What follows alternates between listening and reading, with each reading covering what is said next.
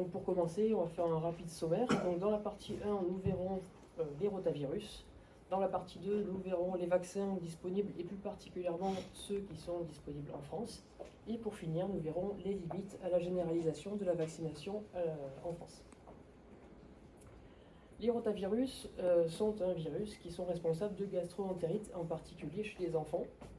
En général, les épidémies ont lieu plutôt en hiver et c'est la première cause d'infection nosocomiale, donc les infections qui sont attrapées à l'hôpital dans les services de pédiatrie. On va commencer par la première partie sur les rotavirus. Un peu d'histoire pour commencer. Les rotavirus ont été découverts en 1973 par une virologue australienne qui a fait l'étude de biopsie intestinale d'enfants atteints de gastro-entérite au microscope électronique. Ces virus ont été nommés rotavirus car ils sont en forme de roue, comme on peut le voir juste ici. Le genre rotavirus fait partie de la famille des Rhéoviridae et il est composé de 7 groupes dont 3 sont retrouvés chez l'homme, sont le A, le B et le C. Ce sont des virus nus à ARN qui sont très résistants dans l'environnement grâce à leur structure protéique plus solide. La transmission de ces virus se fait par contact, soit par contact direct entre deux individus, soit par contact indirect, par contact avec une surface contaminée par un individu malade. Il y a une forte concentration de virus puisqu'on estime qu'il y a 10 puissance 12 particules virales par gramme de sel. En général, c'est surtout les enfants de moins de 2 ans qui sont touchés. À partir de cet âge-là, les organismes peuvent se défendre plus facilement contre cette infection. Donc les adultes peuvent être malades, mais en général, c'est de manière asymptomatique. Donc ça fait d'eux de véritables vecteurs de ce virus. Le R0, c'est un indice qui permet d'évaluer le nombre de personnes qui seraient contaminées par un agent pathogène. Et donc le R0 du rotavirus est estimé entre 3 et 7, ce qui veut dire qu'un individu malade va contaminer entre 3 et 7 personnes. À titre de comparaison, le R0 de la grippe, c'est entre 1,6 et 1,8. Dans le monde, les rotavirus sont responsables de 500 000 décès par an, et ça c'est surtout vrai dans les pays en développement. On dénombre 4 pays qui représentent la moitié de tous les cas au niveau mondial. C'est l'Inde, le Pakistan, la République démocratique du Congo et le Nigeria. Tous des pays à peu près en développement. En France, il y a 6 souches qui circulent et qui sont responsables de 370 000 infections et 57 000 consultations aux urgences. À titre de comparaison, la grippe, chaque année, c'est à peu près 110 000 consultations aux urgences. Au niveau des morts, en moyenne, il y a 13 morts par an et en général, c'est dû à une lenteur au niveau de la prise en charge de cette infection. Concernant la physiopathologie, les rotavirus se multiplient dans les entérocytes matures de l'intestin grêle, ce qui va entraîner une anomalie au niveau de la structure de la bordure en brosse de l'intestin, et c'est ça qui est à l'origine des diarrhées. Il y a 2 types de diarrhées qui sont concomitantes. D'un côté, une diarrhée osmotique qui est due à une diminution des fonctions d'absorption et de digestion d'ailleurs, et une diarrhée sécrétoire qui est due à un gradient qui va entraîner une sortie d'eau. Donc au niveau des symptômes, on a des diarrhées, mais également des maux de ventre, des vomissements et de la fièvre. En général, c'est spontanément résolutif en quelques jours. Concernant le diagnostic, en général, il y a peu de diagnostic étiologique qui est fait en première intention, puisque comme on vient de le dire, c'est spontanément résolutif en quelques jours. Par contre, dans les cas les cas les plus graves ou s'il y a une hospitalisation qui est nécessaire, on pourra refaire une recherche étiologique en étudiant un échantillon de sel, soit par test immunoenzymatique, soit par test immunochromatographique, comme dans le cas des tests diagnostiques rapides, on va en revenir juste après, soit par test PCR. Les tests de diagnostic rapide sont basés sur le même principe que les tests qu'on a effectués pendant le Covid. Donc en fait, on va prendre un échantillon, ici c'est un échantillon de sel, parce que c'est là où se trouve le virus, qu'on va mettre en suspension dans un liquide, et qu'on va placer au niveau du puits de la cassette.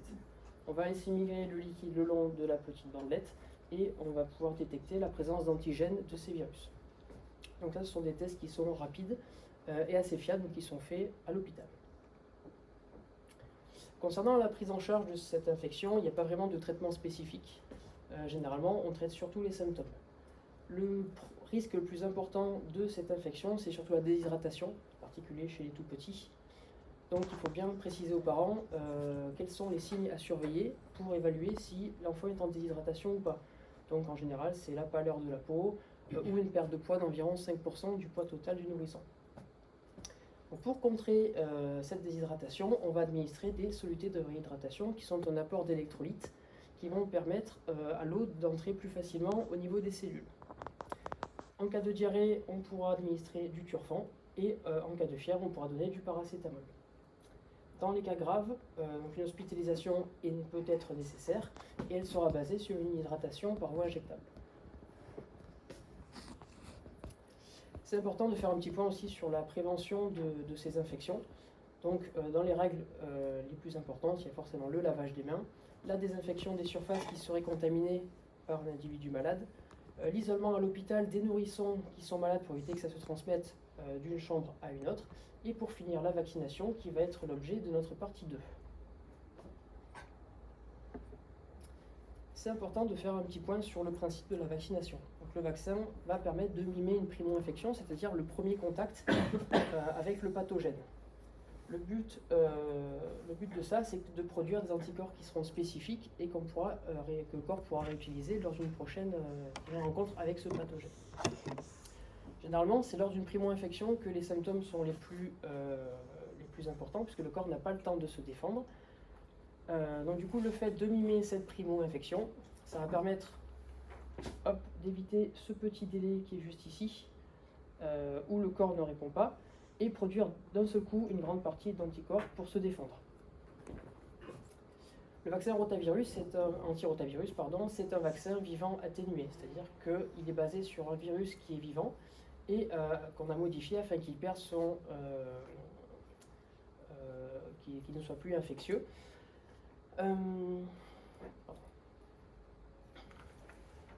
Excusez-moi, je sèche.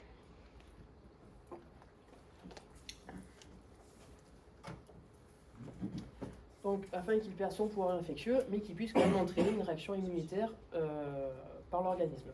Donc, comme dans les exemples qu'on peut donner de vaccins vivants atténués, il y a notamment le vaccin ROR ou la tuberculose.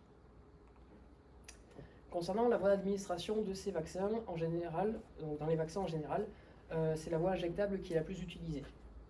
Mais il existe d'autres vaccins qui sont administrés par voie orale, et c'est le cas de la vaccination anti-rotavirus. L'avantage de cette voie, c'est que ça va stimuler l'immunité locale au niveau des muqueuses de l'intestin pour mimer au plus proche une infection réelle par ce virus.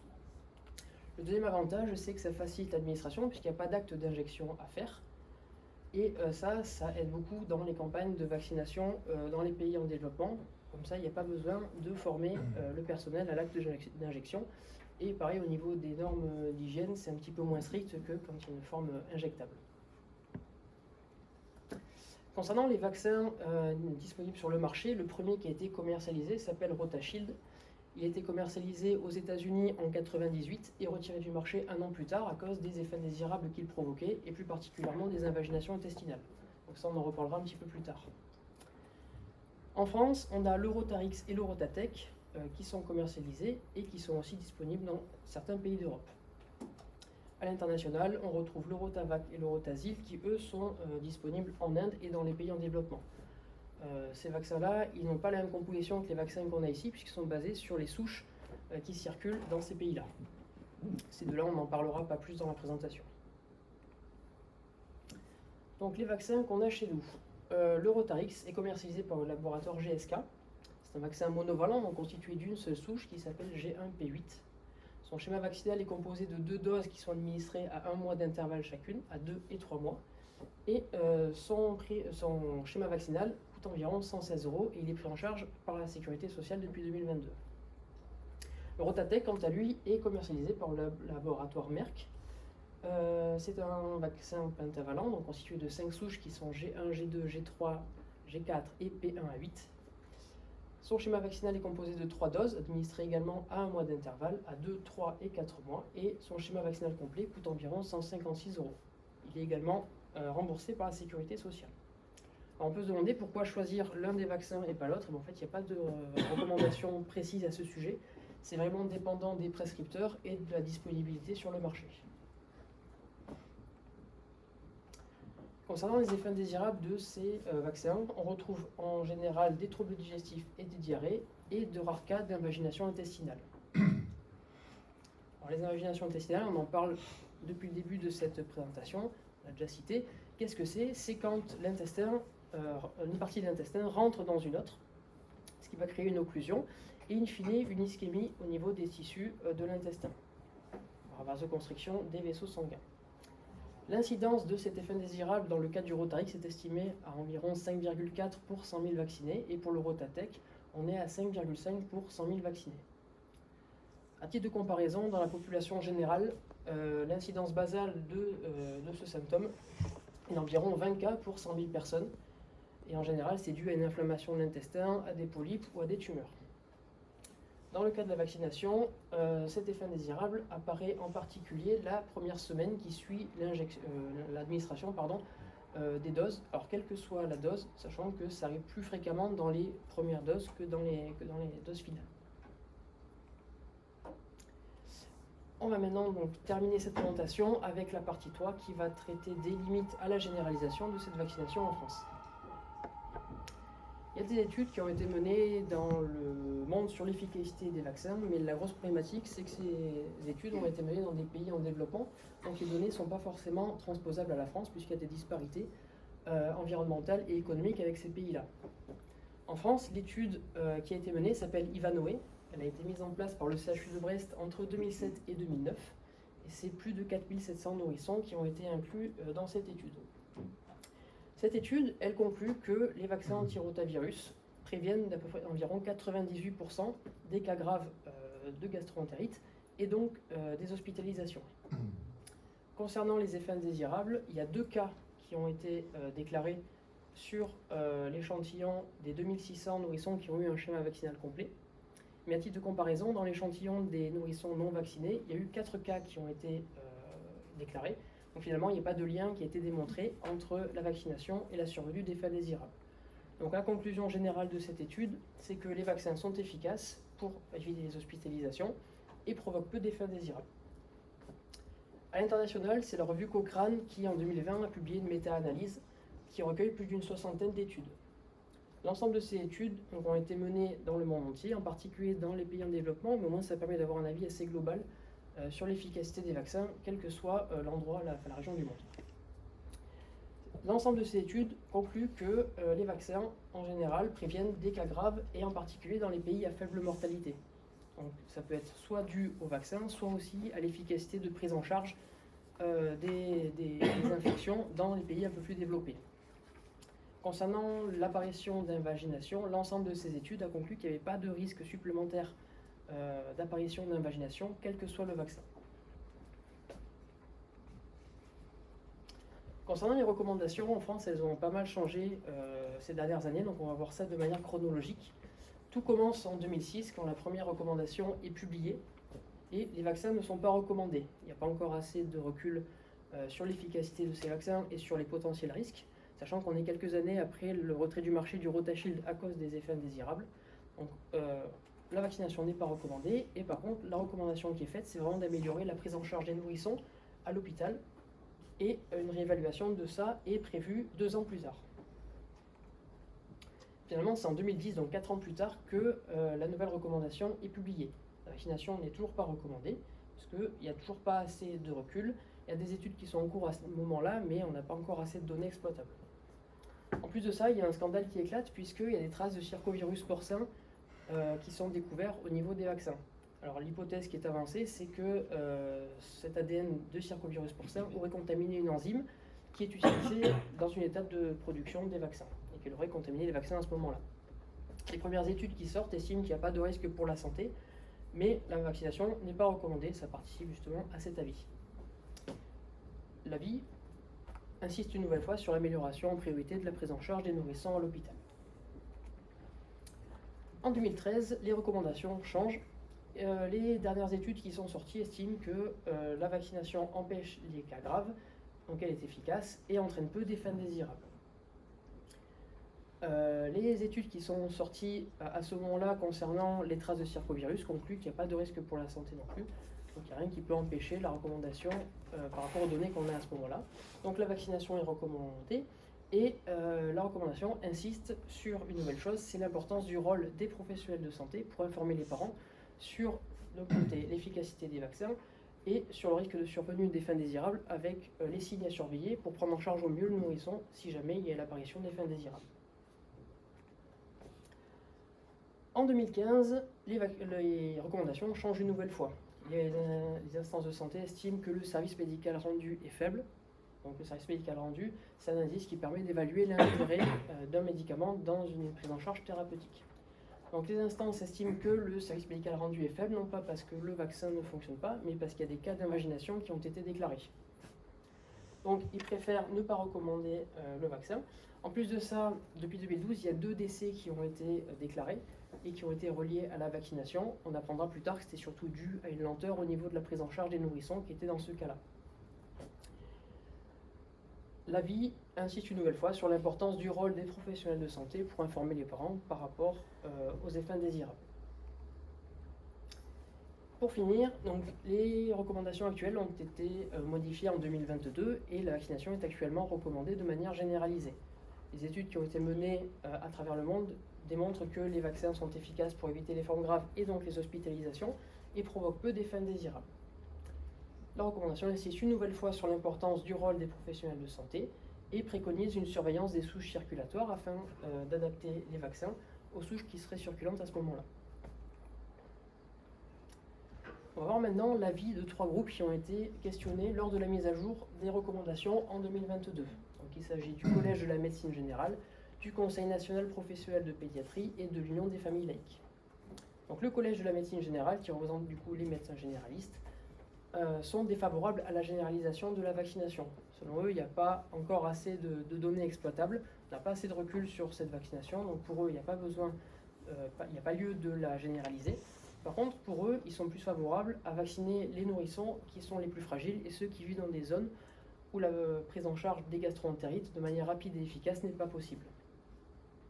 Le Conseil national professionnel de pédiatrie est quant à lui favorable à cette vaccination puisqu'il estime que la vaccination a pour but d'éviter les cas graves, donc les hospitalisations, dans un but de désengorger les services d'urgence, en particulier lors des mois d'hiver.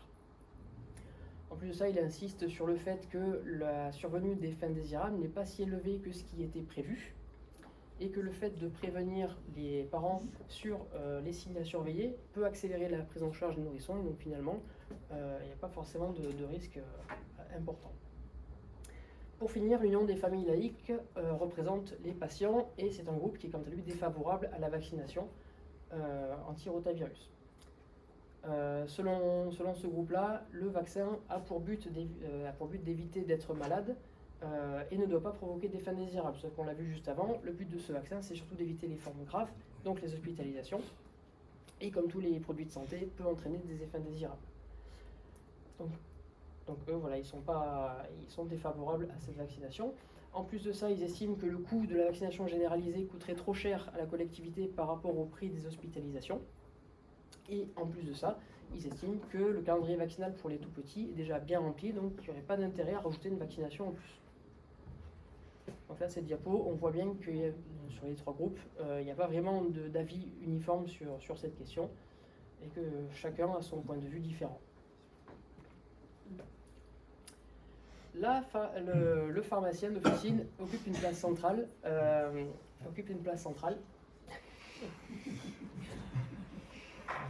Le pharmacien d'officine occupe une place centrale dans le système de santé, notamment parce que c'est lui qui distribue et qui délivre les médicaments, mais ses missions ne s'arrêtent pas là. Dans le cas de la vaccination anti-rotavirus, le pharmacien a pour rôle d'informer sur l'efficacité des vaccins, en se basant sur les dernières études qui ont été menées, sur l'utilité des vaccins pour éviter les formes graves et du coup les hospitalisations, sur le remboursement récent par l'assurance maladie et donc sur les nouvelles recommandations qui sont sorties en 2022, et pour finir, la surveillance des effets indésirables avec du coup les signes à surveiller pour prévenir et prendre en charge les patients le mieux possible. Il a également pour rôle d'orienter les patients, dans les cas les plus graves, vers le professionnel le plus adapté, que ce soit le pédiatre ou les urgences. Pour finir cette présentation, je vais vous présenter des affiches que j'ai mis en place afin de faire la promotion de la vaccination à l'officine. Donc ces affiches ont toute leur place au sein même de la pharmacie d'officine, mais également sur les réseaux sociaux parce que ce sont des nouvelles formes, des nouveaux canaux qui permettent de faire transmettre l'information en sachant que les nouvelles générations sont de plus en plus connectées. Donc la première affiche concerne l'efficacité de la vaccination, puisqu'on a vu que ces vaccins diminuaient le risque de cas graves et donc d'hospitalisation, ce qui est un point important à mettre en avant pour les parents. Ça peut au moins les rassurer. La seconde affiche concerne la voie d'administration de ces vaccins, parce que c'est pas commun de voir un vaccin administré par voie orale, donc ça peut surprendre les parents, mais ça peut aussi rassurer ceux qui sont les plus réticents aux piqûres. La troisième affiche concerne la survenue d'effets indésirables, parce qu'on sait en général que les vaccins sont bien tolérés, on l'a vu avec toutes les études, mais le risque zéro n'existe pas. Donc c'est important de bien préciser les signes à surveiller pour les parents, pour prendre en charge au mieux le nourrisson si jamais il y a l'apparition de ces effets indésirables, et plus particulièrement des invaginations, où ils devront surveiller l'apparition de douleurs abdominales, de selles sanglantes, ou encore de vomissements, en particulier dans la semaine qui suit l'administration du vaccin. Pour finir, la dernière affiche concerne le remboursement récent de ces vaccins par l'assurance maladie. Ça permet de montrer qu'il y a eu un changement de réglementation et de recommandation récent. Comme ça. En conclusion, on l'a vu, les recommandations sur ces vaccins ont pas mal changé ces dernières années. Mais dans les dernières études qui sont sorties, on a vu que les vaccins étaient efficaces pour éviter les cas graves et donc les hospitalisations, et en plus provoquer peu d'effets indésirables. C'est quand même important de bien insister sur le fait que le rôle du professionnel de santé et donc du pharmacien d'officine, c'est d'informer les patients sur l'utilité du vaccin, le risque de survenue d'effets indésirables et sur les signes à surveiller pour prendre en charge au mieux le nourrisson. On voit bien qu'il y aura besoin de temps pour avoir un avis uniformisé au niveau de tous les professionnels de santé sur cette question, mais les études qui sont menées et qui seront menées vont en ce sens. Merci de votre attention.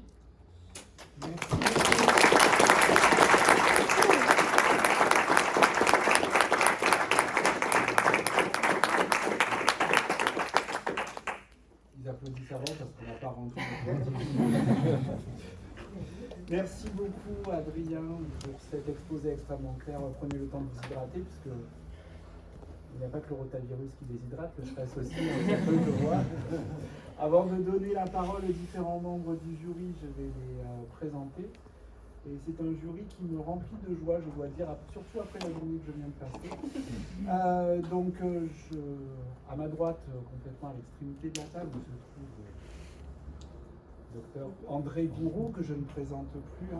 J'ai eu l'occasion de siéger avec lui plusieurs fois à des jurys de thèse, et c'est toujours un plaisir de le croiser à la fac, de siéger avec lui, et c'est une personne pour qui j'ai énormément d'estime et qui fait beaucoup pour cette UFR, donc je vous remercie publiquement pour ça, et il vous donnera son argumentation sur votre travail,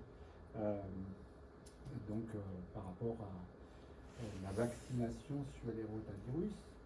Se trouve ensuite à ma droite Madame Valérie Cornac. Donc, alors là, je dois dire que je suis particulièrement touché de la présence de Valérie dans ce jury parce que j'ai moi-même assisté à sa thèse. Le 2 mai 1997. C'était avant-hier. C'était avant-hier, le 2 mai 1997, donc il y a quelques années, presque jour pour jour. Et j'avoue qu'on ne s'était plus vu depuis cette période-là, ou très peu. Quelques fois au jury de 6e année. Oui, on s'est croisés. Ouais, mais c'est vrai que ça a été plutôt... mais en fait, Valérie a fait sa thèse au labo de Parasito, que je dirige maintenant. À l'époque, j'étais encore un petit bébé. Et c'est vraiment un plaisir de siéger avec elle. Je pense que vous la connaissez un petit peu aussi. Et elle est pharmacienne d'officine à Caveyrac qui vous donnera son expertise justement sur la vaccination. Et enfin, à ma gauche, alors je ne vais pas se dire, mais pour la première fois quand même, j'ai l'honneur de siéger avec Patricia Lisnard. Je suis ravi, merci de m'avoir demandé de présider ce jury. Et c'est votre directrice de thèse, donc ce qui explique la thématique infectieuse qu'on a aujourd'hui. Et elle sera à la fois jugée partie et nous donnera son avis. Il y en a qui ont vraiment fini.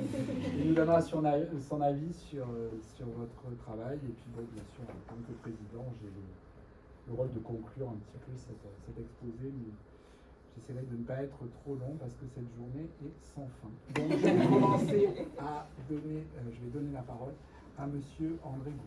Merci Sébastien. Bon, de dire que je suis très ému d'être ici. Quand tu m'as demandé de siéger à ce jury, je m'y attendais un peu. J'étais très heureux que tu le fasses. Voilà, je dirais. On va parler d'abord du travail, puis je vous parlerai d'Adrien, ce que je ressens sur Adrien. Et donc, le travail il est très intéressant, il est très éclairant. Je pense que c'est un outil précieux, et notamment ce que j'apprécie, c'est que tu aies insisté sur le rôle du pharmacien, puisque j'aime bien que ces thèses vont servir, et toute la partie qui vont servir aux pharmaciens. J'ai beaucoup aimé toute cette partie dans laquelle tu t'es impliqué, ça ne m'étonne pas que tu t'es impliqué là-dedans, sur la communication auprès des patients, toutes ces affiches, etc. Ça c'est très très bien, ça m'a beaucoup plu.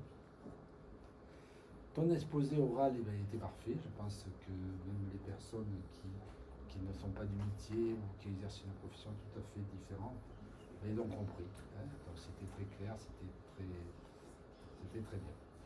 Et je dirais que ce travail, il est exactement à ton image.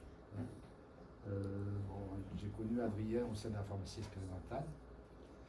Je peux dire que oui, l'amitié entre enseignants et élèves peut arriver. Adrien, je crois qu'on est devenus amis, avec ces 3 ans. Que dire, parce que tu étais un étudiant à peu près exemplaire, sachant à la fois lier le travail, toujours consciencieux, je te revois toujours au premier rang, à écouter, à poser des questions, à participer, puisque je fais des cours qui sont très participatifs. J'ai la chance d'avoir que 20 étudiants en face de moi, donc on peut beaucoup échanger. Et puis tu étais toujours dans les échanges. Bon, il est à la fois le juste milieu entre, je dirais, l'étudiant bosseur, que j'aime bien, mais l'étudiant bringueur, un peu, j'aurais dit un peu fantaisiste, que j'aime encore plus. Et voilà, donc il est un peu sportif. Bon, il a à peu près toutes les qualités. Alors moi je ne suis pas sportif, alors cette qualité-là j'ai à côté de tout, mais les 2 autres je les connais bien. Donc vraiment j'ai apprécié d'être ton enseignant. Je dirais que tu fais partie de ces étudiants, il y en a 5 et 6 par promo, qui donnent la fierté de faire ce métier. On est heureux d'avoir des gens comme toi, et je crois qu'on les garde très longtemps en souvenir. J'en ai un, il était un peu plus bringueur que toi, peut-être, derrière, mais j'en garde un excellent souvenir aussi. Tu vois qui je veux dire, c'est ton patron actuellement. Bon, lui, c'était pas vraiment un grand bosseur. On le voyait plutôt à la café ou dans le hall de la fac. C'est là où je l'ai connu, d'ailleurs, j'y étais souvent aussi. Donc c'est là où je l'ai connu. Voilà, donc je voulais te dire que je suis très content de t'accompagner jusqu'au bout. Que je félicite tes parents. Je félicite tes parents d'avoir sûrement aussi, t'avoir aussi bien élevé, parce que c'est pas un hasard quand on a cette éducation, cette gentillesse, etc. C'est on est dans un milieu familial très entouré. Donc, monsieur, madame, je vous félicite pour l'éducation que vous avez donnée à votre fils. Voilà. Et puis, j'ai plus grand chose à dire. Je laisse aux spécialistes, le soin de juger ce travail peut-être plus précisément. Et voilà, et je te dis que bon, j'espère que nos chemins se croiseront à nouveau. J'en suis certaine, d'ailleurs. Je n'espère pas, j'en suis sûr. Voilà, et je te remercie de m'avoir choisi pour juger ce travail. Et voilà, je voulais te féliciter et te souhaiter toute la chance, je ne dis pas la chance, tout ce dont tu mérites, et une très grande réussite dans ce milieu professionnel. Je n'en doute pas une seule minute. Bon, Adrien, il a participé. Malheureusement, il n'est pas arrivé au concours d'ordonnance, mais bon, quand je sélectionne les gens pour le concours d'ordonnance, en général, c'est les meilleurs de la promotion. Adrien, il faisait partie des 10 meilleurs de la promotion. Si, ne fais pas le modeste. Bon, c'est ceux qui savent le mieux parler, c'est ceux qui savent à la fois avoir la compétence et l'écoute des gens, savoir à la fois conseiller, avoir une empathie, etc. Tu as toutes ces qualités qui vont faire de toi un très grand pharmacien, j'en doute pas. Moi, je te souhaite tout le bonheur du monde, et dans ton milieu professionnel, et dans ta vie personnelle. Merci beaucoup André pour cet argumentaire. Et ma foi, je laisse la place à Valérie pour prendre la parole et nous donner son avis sur votre travail. Ouais, merci. Et sur. Merci Monsieur le Président. Adrien, j'ai 3 choses à te dire. La première chose, c'est merci. Merci de nous avoir tous réunis ici parce qu'il y a beaucoup de monde, donc c'était courageux. Parce que c'est tellement difficile et anxiogène de faire cet exercice-là que je te dis merci d'avoir réuni tes amis, ta famille, c'est vraiment un beau moment. Et puis surtout, merci pour ce beau jury, parce que c'est vrai qu'avec Sébastien, nous avons fréquenté le même labo de M. Bastide. Mais ça, c'était notre vie, Sébastien. Complètement, oui.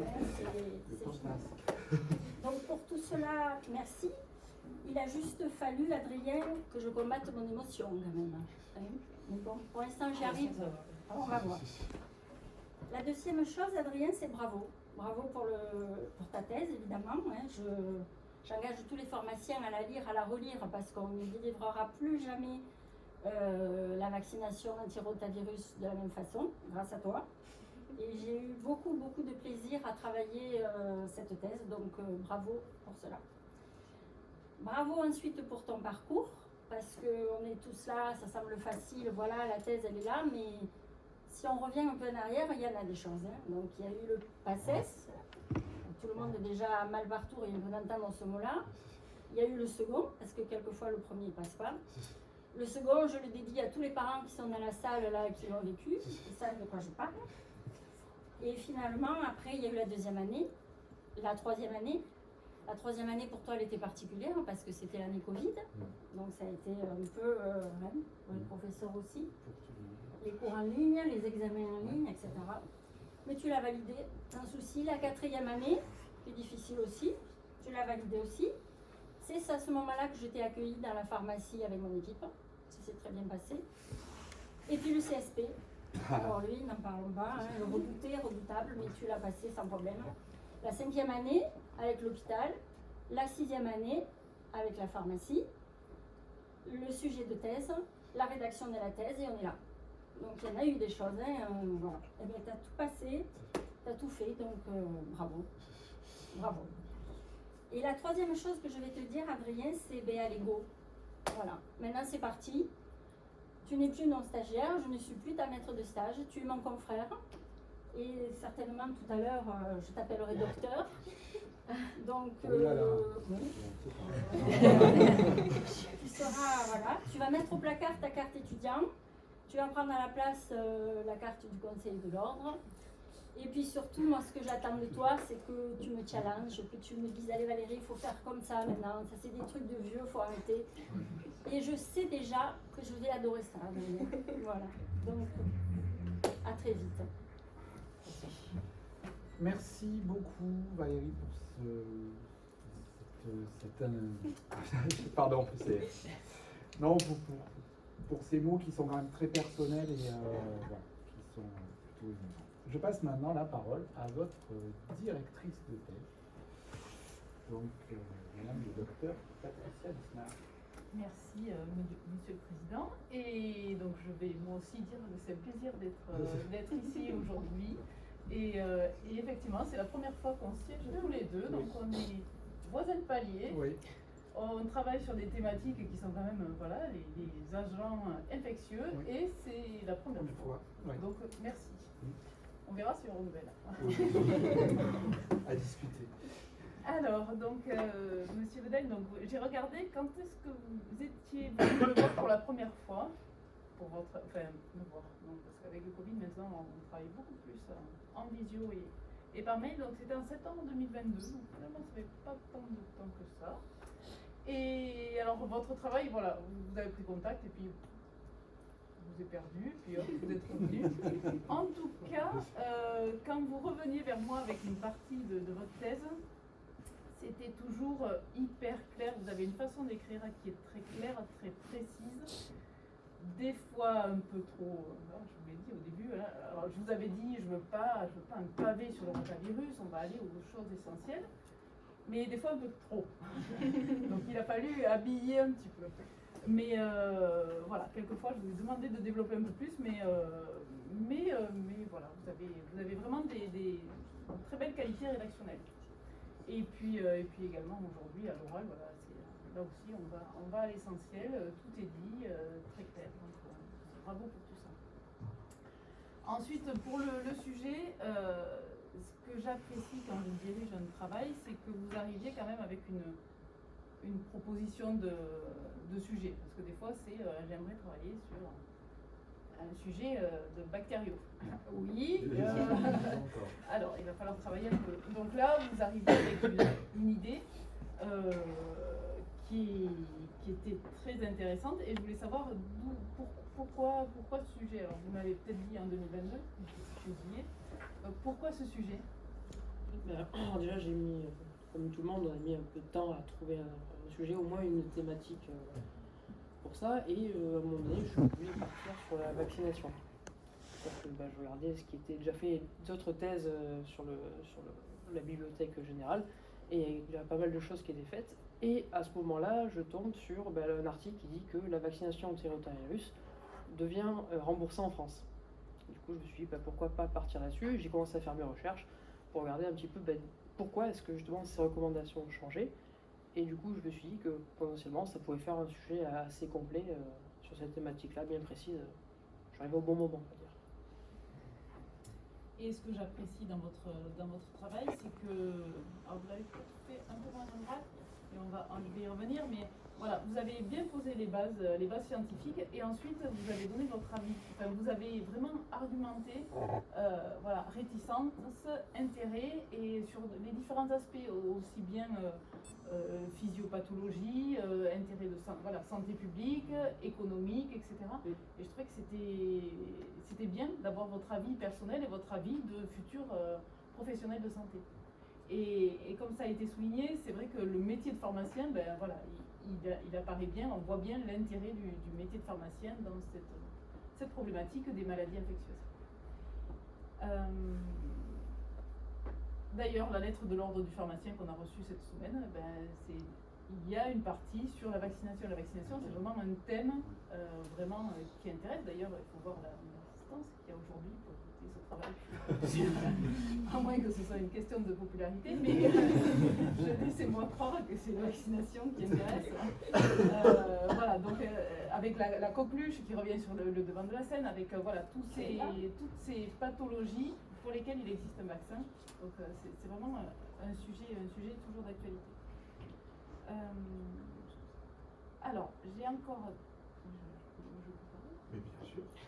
J'ai deux questions, parce que d'habitude je ne pose pas de questions, mais comme vous n'en avez pas eu beaucoup, je vais en poser. Alors vous l'avez peut-être dit dans votre mémoire, je ne l'ai pas relu. En 2015, ce vaccin il a été estimé comme SMR faible et 2022 efficace. Et qu'est-ce qui s'est passé entre les deux? Parce que qu'il y ait des réticences au niveau des effets secondaires, ok, on fait des études, on voit qu'il n'y a pas d'effets secondaires. Mais SMR faible et il devient recommandé. En fait, c'est vraiment juste au niveau de la France, puisqu'en fait, ils se sont rendus compte qu'il y avait des cas qui commençaient à se déclarer. Donc, au lieu d'attendre de faire des statistiques et de se dire on attend un an et on voit ce que ça donne, de suite, ils ont préféré bloquer leurs recommandations, justement pour éviter que ça s'emballe. Et une fois qu'ils ont eu un petit peu plus de recul, et que les études, notamment la méta-analyse que je présentais, elle arrive en 2020, donc c'est à peu près au milieu de ce laps de temps-là, finalement ils se rendent compte que cette vaccination est efficace. Donc en fait, il n'y a pas lieu de ne pas la recommander à cause de justement la survenue de ces effets indésirables. Mais quand ils avaient dit que c'était un SMR faible, ils se basaient sur quoi? Il y avait bien des études qui avaient montré que le service médical rendu était faible. C'est juste parce que on évite juste les...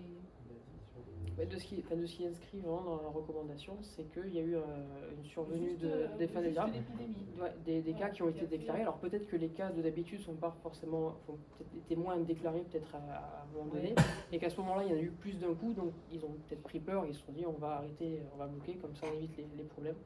Du coup, Ouais. j'ai pas cherché plus. Ok. Ouais, je voyais ça moi plutôt au niveau individuel, et oui, c'est plutôt au niveau collectif, enfin au niveau de la santé publique. Et en pratique, vos affiches, vous les avez mis dans dans l'officine, vous avez... Donc je négocie ça avec, et est-ce que avec vous le a- boss. Est-ce que vous avez des demandes de renseignements sur ce vaccin? Quelle est votre expérience d'officinale par rapport à ce vaccin? Alors déjà ces vaccins on les voit beaucoup moins que tous les autres vaccins, puisque c'est pas des vaccins obligatoires dans le calendrier vaccinal. Les autres, on les voit régulièrement sur les ordres de pédiatrie, mais ceux-là, on les voit très rarement. Même en regardant les statistiques, du coup, nous, à la pharmacie, pour chacun des vaccins, on a, en général, il n'y a que 2 pédiatres qui conseillent soit l'un, soit l'autre. En fait, il n'y a pas vraiment beaucoup déjà de prescripteurs qui conseillent ces vaccins-là, même si c'est des vaccins recommandés. Donc ça devait être encore plus compliqué à l'époque quand c'était pas remboursé et pas recommandé. Mais moi je trouve que c'est une vaccination qui est utile, et d'ailleurs quand j'ai pas vraiment eu l'occasion encore d'avoir de patients qui me posent des questions dessus, mais les personnes avec qui j'ai pu discuter, j'ai quand même eu des arguments à leur exposer, puisque j'avais vu toutes les études qui étaient publiées sur justement l'efficacité. Et surtout moi je me mets à la place des parents. Un nourrisson qui a 6 mois, 1 an et qu'on emmène à l'hôpital, ça doit être quand même super stressant. Donc si on peut éviter ces moments de stress en donnant, en vaccinant comme ça, je pense que ça peut voir le coup d'être tranquille là-dessus. Bien, merci pour ce beau travail. Et puis bonne continuation. Bonne continuation dans votre vie professionnelle et personnelle. Merci beaucoup. Merci beaucoup Patricia, donc qui nous revient de la lourde tâche de conclure. Donc je vais me joindre à l'ensemble des membres du jury pour vous remercier, Adrien, de m'avoir fait confiance pour présider ce jury de thèse. Effectivement, sur un domaine qui n'est pas spécifiquement le mien, même si c'est de l'infectiologie, c'est vrai que c'est pas un domaine forcément de prédilection. Dans tout ce qui n'a pas de noyau, ça m'intéresse pas vraiment. Je plaisante. Mais je vous remercie également pour la clarté de votre travail. Aussi bien, ça a été souligné d'un point de vue écrit, donc avec des interlignes quand même qui sont relativement conséquents, ce qui permet d'aérer la lecture, mais quand même, ça va utiliser beaucoup de papier. Mais non, c'est extrêmement clair, c'est précis. Et puis, c'est à l'image de ce que vous nous avez présenté, c'est-à-dire quelque chose de percutant. Alors, bon, j'ai pas vu les étapes intermédiaires, comme Madame Lucien l'a évoqué, mais là, vous étiez vraiment sur une information percutante, simple et facilement accessible. Donc, je vous remercie pour ça, parce que c'est une vraie qualité de pouvoir énoncer clairement les choses que l'on veut transmettre.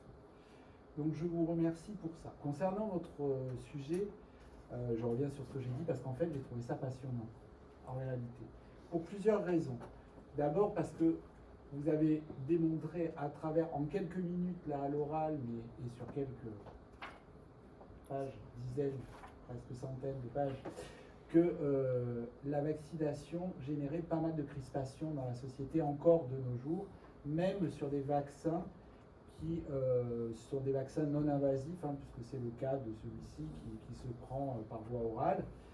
Et vous avez bien montré la vraie difficulté de faire accepter à la population une stratégie vaccinale qui demande, bon, ça a été dit, l'évolution des stratégies vaccinales sur les dernières années a quand même été très forte. Pas mal de vaccins sont devenus obligatoires alors qu'ils ne l'étaient pas. Et là, un de plus, c'était presque la goutte d'eau qui faisait déborder le vase, on ne sait pas pourquoi. Alors pour plusieurs raisons, parce que vous l'avez évoqué aussi, et ça je pense que c'est vraiment un rôle de conseil très fort à l'officine quand on délivre ce type de vaccin, c'est de dire attention, il peut y avoir des diarrhées. on enlève les cas graves, certes, mais on n'enlève pas les symptômes de manière générale. Et c'est toujours le problème avec les vaccins vivants atténués. Alors là, tu m'arrêtes si je me trompe, parce que je suis sur un chemin que je ne maîtrise pas forcément, mais il me semble que les vaccins vivants atténués ont souvent tendance à générer des effets indésirables, enfin peut-être un peu plus souvent, peut-être, que les vaccins recombinants.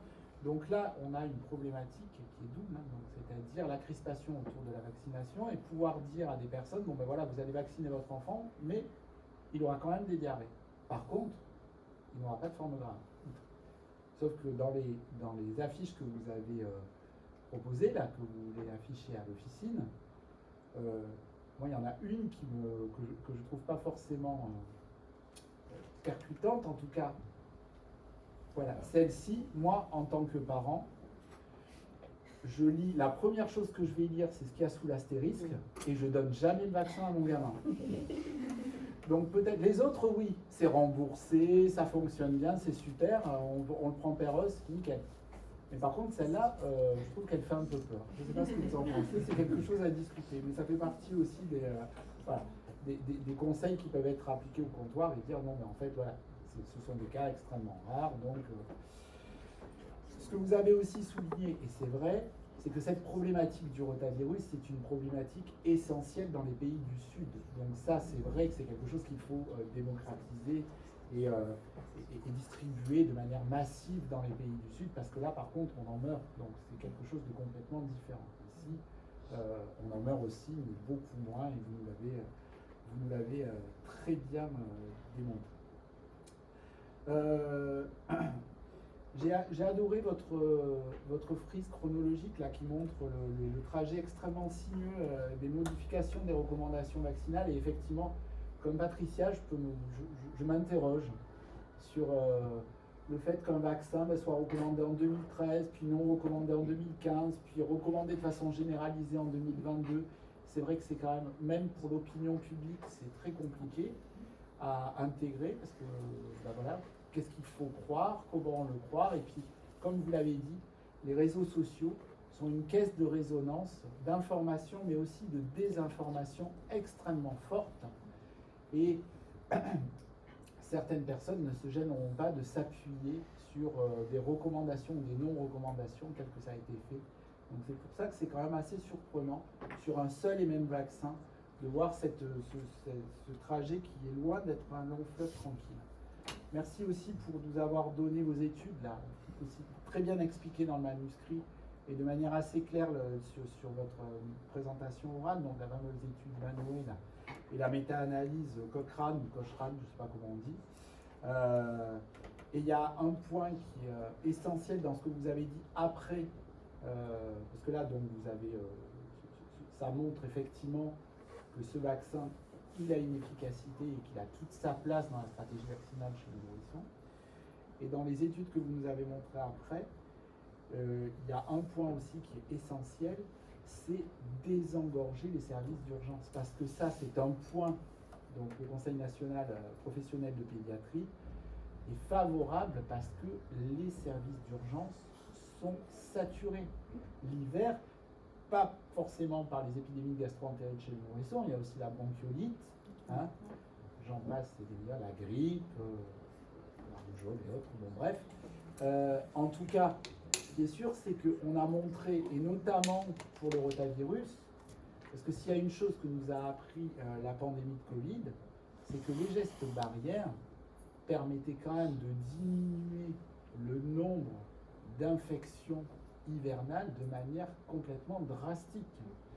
Et est-ce qu'il n'y aurait pas, en plus donc, de l'information à faire autour de la vaccination, une vraie information à faire autour des gestes barrières? Parce que pour le coup, les cas de rotavirus pendant la pandémie Covid, alors pas pendant le confinement, mais post-confinement, le nombre de cas de rotavirus s'est effondré, tout comme le nombre de cas de bronchiolite. Alors les urgences étaient saturées pour d'autres raisons, malheureusement, mais effectivement, ces pathologies-là n'entraient plus aux urgences.